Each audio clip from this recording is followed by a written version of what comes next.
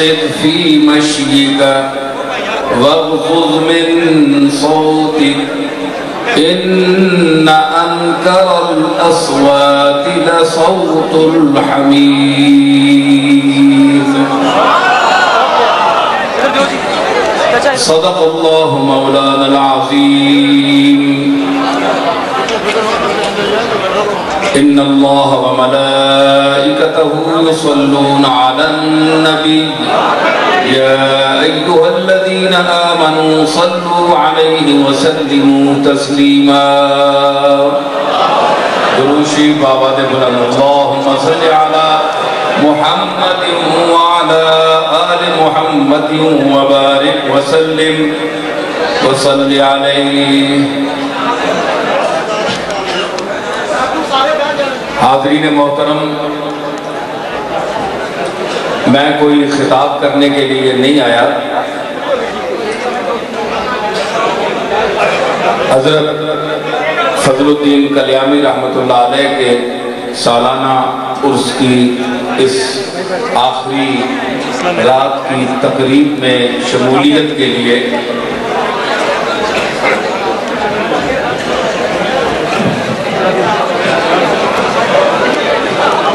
اور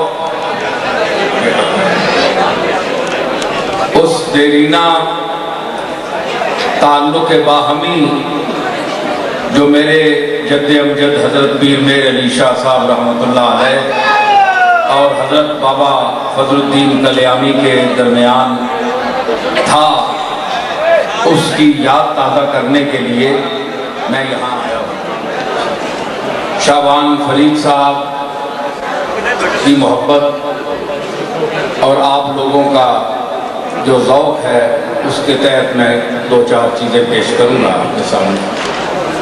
اللہ تعالیٰ نے ارشاد فرمایا، یہ سورہ لقمان کی میں نے آیت پڑھی ہے. اصل میں ان درباروں کا مقصد اللہ اور اس کے رسول کو کے دین کا احیاء ہے، زندہ کرنا ہے. قرآن و سنت کی تعلیمات کو زندہ کرنا ہے. آج جو ہمارے مخالفین، درگاہوں کے مخالف حضرات جو اعتراض کرتے ہیں، ان کا یہی اعتراض ہے کہ یہاں پر کوئی اللہ رسول کی بات نہیں کی جاتی. تو یہ ایک اہتمام بھی ہونا چاہیے کہ قرآن و سنت کے احیاء کے لیے کوئی بات، تاکہ جو ان آستانوں پر لوگ آتے ہیں وہ قرآن و سنت کی کوئی تعلیم بھی لے کر جائیں. کیونکہ ہمارے بزرگان دین کی شناخت جو ہے وہ اللہ اور رسول کے حوالے سے ہے. جتنا اتباع جس میں ہوگا، اللہ کے ساتھ جتنا تعلق ہوگا، وہ اتنا ہی محترم ہوگا. تو بزرگوں کے آستانے، گولڈا شریف ہو، کلیام شریف ہو، بابا فرید صاحب ہوں، کوئی بھی ہو، خواجہ اجمیری ہوں، حضرت غوث پاک ہوں، کوئی آستانہ بھی ہو، تو اس کا جو اصلی مقام ہے یا پہچان ہے وہ جناب محمد الرسول اللہ صلی اللہ تعالیٰ علیہ وسلم کی ذات عالیہ سے نسبت ہے. اللہ تعالیٰ کی ذات کے ساتھ نسبت ہے. وہ حوالے محترم ہیں، وہ پہلے ہیں، یہ ساری نسبتیں بعد کی ہیں. ٹھیک ہے؟ تو اس لیے میں یہ عرض کر رہا ہوں کہ چونکہ اب محفل سماع جاری ہے تو میں اس کے حوالے سے چند باتیں گزارش کروں گا. کیونکہ میاں صاحب علیہ رحمت سماع سنتے تھے، ذوق کا اظہار فرماتے تھے، تو بعض لوگ معترض ہوتے ہیں کہ یہ سماع کیا چیز ہے، یہ ناجائز ہے، حرام ہے، اس پر فتوے لگائے جاتے ہیں. تو میں قرآن مجید کی اس آیت کی روشنی میں سر کے مطابق، سر کے متعلق میں کچھ عرض کروں گا. شاید یہ دلیل میرے پاس مولانا مفتی سلیمان صاحب چشتی گولڈوی اور مفتی ظہور اللہ صاحب اور دیگر علماء بھی یہاں بیٹھے ہیں بہت سے، تو اگر ان کے دل میں کوئی اعتراض ہوگا تو میں حاضر ہوں، مجھ سے دوبارہ بات کر لیں، لیکن میں پیش کر رہا ہوں. سورہ لقمان میں اللہ تعالیٰ نے ارشاد فرمایا، اور یہ وہ لقمان علیہ السلام کی وصیتیں ہیں جو انہوں نے اپنے بیٹے کو کی تھی، اپنے صاحبزادے کو. آخری جو وصیت ہے وہ یہ تھی وقصد فی مشی کا، اے میرے بیٹے چال میں نرمی اختیار کرنا، چال میں وقصد فی مشی کا، جب چلے تو بہت تیز نہ چلنا، اپنی چال میں اعتدال پیدا کرنا، کیونکہ تیز روی جو ہے وہ وقار انسانیت کے خلاف ہے۔ وَغْضُضْ مِنْ صَوْتِكَ، اپنی آواز کو اعتدال میں رکھنا، بہت اونچی آواز نہ کرنا، کسی سے بات کرنا تو دھیمے آواز میں، مناسب آواز میں، جس کی ضرورت ہو، جتنی ضرورت ہو اتنی آواز میں بات کرنا۔ آگے جو ٹکڑا ہے جو اللہ نے ارشاد فرمایا جملہ ہے کہ اِنَّ أَنْكَرَ الْأَصْوَاتِ لَصَوْتُ الْحَمِيرِ، کہ سب سے مکروہ اور بدترین آواز گدھے کی ہے۔ اِنَّ أَنْكَرَ الْأَصْوَاتِ لَصَوْتُ الْحَمِيرِ، گدھے کی آواز سب سے زیادہ مکروہ ہے۔ اب سوچا جائے کہ جو لوگ اس چیز کے خلاف ہیں کہ یہ کیا چیز ہے، سر کیا چیز ہے، تو وہ بے سرے میرے مخاطب ہیں۔ اگر آپ کی توجہ نہیں ہے نا تو آپ لوگوں کو میں اس کا اہل نہیں سمجھتا۔ میں یہ باتیں جن کی درگاہ میں آیا ہوں ان کی خدمت میں پیش کر رہا ہوں، یہ باتیں ان کے حوالے سے میں کر رہا ہوں۔ آپ مجھے بلا کر تو دیکھیں کہیں، میں آنے کا نہیں ہوں، میں نہیں آتا، اپنی مرضی سے آتا ہوں۔ تو اللہ نے فرمایا کہ سب سے مکروہ اور بری آواز گدھے کی ہے، مطلب ہے کہ کوئی اچھی آواز بھی کوئی چیز ہے۔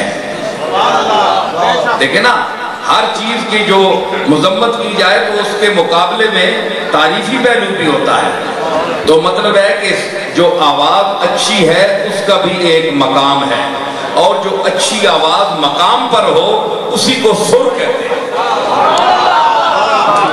ہمارے محدثین اور علماء کرام جانتے ہیں کہ حضور علیہ السلام نے حضرت ابو موسیٰ اشعری رضی اللہ تعالی عنہ کو، جو بہت خوش آواز تھے، حضور کے خاص صحابی ہیں، تو حضور نے فرمایا ایک دن کہ اے ابو موسیٰ، تجھے داؤد علیہ السلام کے مزامیر عطا کیے گئے ہیں، تیرے گلے میں مزمار داؤد فٹ ہیں کہ جب تو بولتا ہے تو انسان کے اندر سکون اور کیفیت پیدا ہو جاتی ہے، یہ تو حدیثوں میں ہے۔ تو حضرت داؤد علیہ السلام، یہ سر کا جو آغاز ہے یہ پیغمبروں سے ہوا ہے۔ حضرت داؤد علیہ السلام جب تورات پڑھتے تھے، زبور پڑھتے تھے، تو اس وقت آپ فرماتے تھے، بلکہ اس پر مولانا سلیمان پھلواروی نے ایک کتاب بھی لکھی ہے، تو اس میں انہوں نے بہت سی دلیلیں پیش کی ہیں۔ تو انہوں نے کہا کہ حضرت حضرت داؤد علیہ السلام کو ارشاد ہوتا تھا کہ اے میرے بندے مجھے فلاں سر سے پکار۔ تو یہ 7 مقام جو ہیں یہ سر کے متعین ہوئے۔ حکیم فیسا غورس جو تھا یہ حضرت سلیمان علیہ السلام کا، حضرت داؤد علیہ السلام کا شاگرد تھا۔ مسئلہ فیسا غورس مشہور ہے، اہل علم جانتے ہیں جو پڑھے ہوئے ہیں۔ تو فیسا غورس جو تھا وہ ان کا شاگرد تھا۔ تو حضرت داؤد علیہ السلام جب پڑھتے تھے تو ہوا پر اڑتے ہوئے پرندے گر جاتے تھے اور چلتا ہوا پانی رک جاتا تھا۔ یہ ان کی آواز تھی۔ اللہ نے جناب یوسف علیہ السلام کو حسن ظاہری عطا فرمایا تھا، حسن جسم عطا فرمایا تھا، اور جناب داؤد علیہ السلام کو گلے کا معجزہ عطا فرمایا تھا۔ تو گلے کی جو سر ہے، اسی لیے حضور نے فرمایا ہے کہ اقرؤ القرآن بلحون العرب، عرب کے لہجے میں قرآن پڑھو، لحن میں۔ تو لحن عرب کیا ہے؟ لحن عرب یہی ہے کہ جس طرح آج کل ہمارے قاری پڑھتے ہیں، یہ ضروری نہیں ہے کہ ہم پوری طرح اس طرح پڑھیں، لیکن لحن عرب جو ہے وہ یہی ہے۔ بسم اللہ الرحمن الرحیم، اِنَّا أَعْطَيْنَاكَ الْكَوْثَرَ فَصَلِّ لِرَبِّكَ وَانْحَرْ إِنَّ شَانِئَكَ هُوَ الْأَبْتَرُ. یہ لہن ہے. کم از کم آپ اس میں حضور نے فرمایا